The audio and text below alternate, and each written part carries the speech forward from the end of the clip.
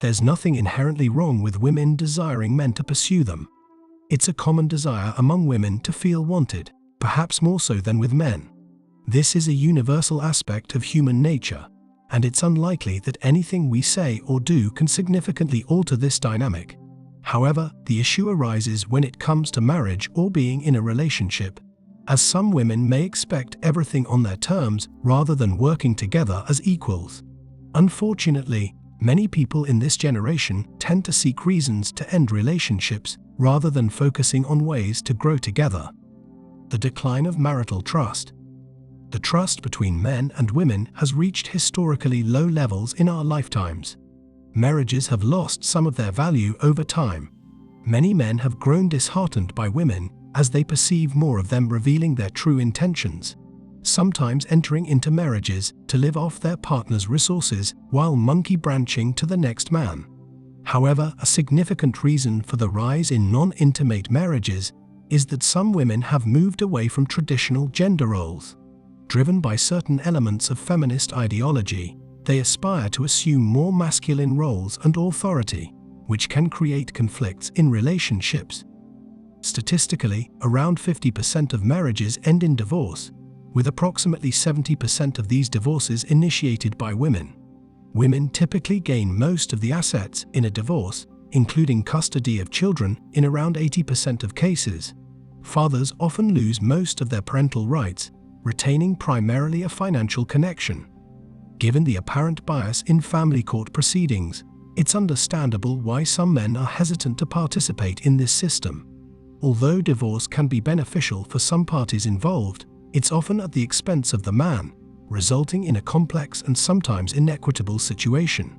It's a complex world we live in, and there's a possibility that one day men may collectively reject this system, potentially leading to long-lasting consequences. Reforming the legal system. Reforming divorce laws and promoting the use of prenuptial agreements are essential steps to protect the interests of both men and women in modern relationships. The key is to encourage prenuptial agreements while the couple is still on good terms because it's a sensible approach. However, women sometimes react emotionally, perceiving it as a lack of trust in the man.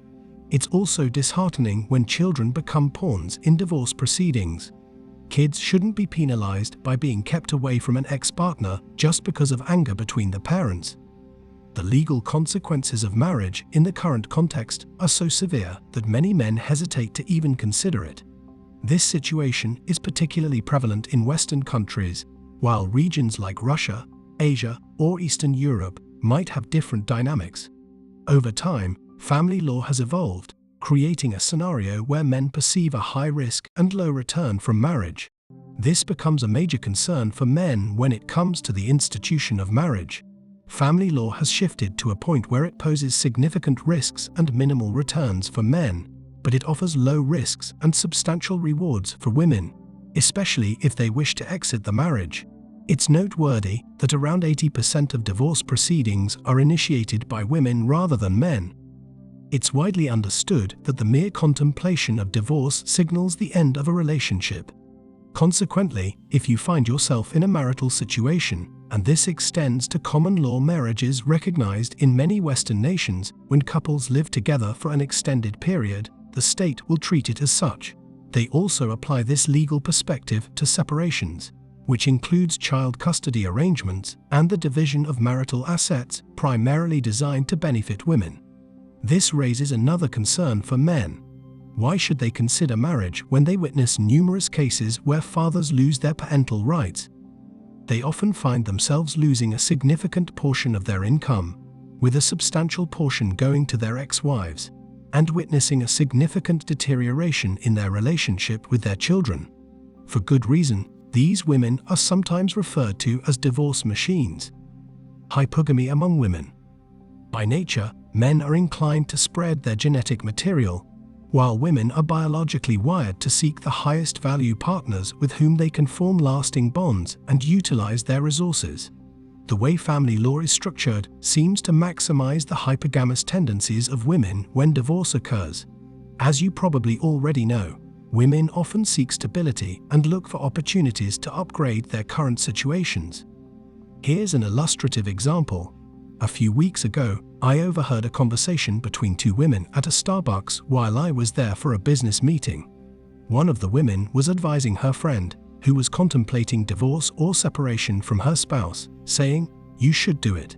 What's ironic is that she had just arrived in a brand new Range Rover, dropped her kids off at school or daycare, and then met up with her friend to discuss divorce. I overheard her friend saying, "You know, girl, you can take half of his monthly income, the car, the house, and not have to put up with his foolishness," or something along those lines. This provides some insight into how certain women view marriage and the potential benefits of divorce. I understand that some women may argue that their divorces didn't play out that way and that they had to provide financial support to their ex-partners. That's entirely possible.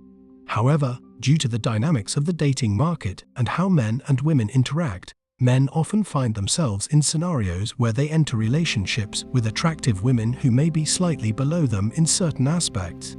Yet, when divorce occurs, these women strive to maintain their position and, consequently, retaliate through the divorce proceedings, which can lead to them gaining control of the financial assets. Ultimately, the core issue lies in the struggle males face in satisfying their biological urges, and women don't appear to be actively addressing this challenge.